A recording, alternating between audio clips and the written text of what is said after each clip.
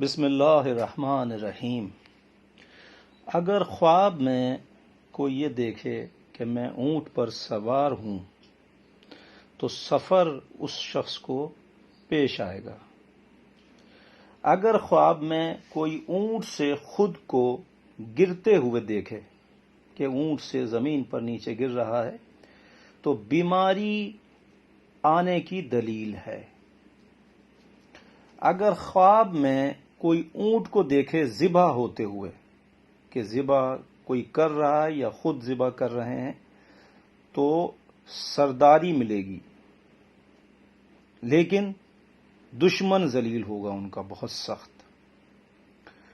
اگر خواب میں کوئی اونٹ کے پیچھے چلتے ہوئے دیکھے خود کو اور خود کو یہ دیکھے کہ وہ اونٹ کے ارد گرد پھر رہا ہے تو ہلاکت و بیماری اور رنج و غم کی علامت ہے۔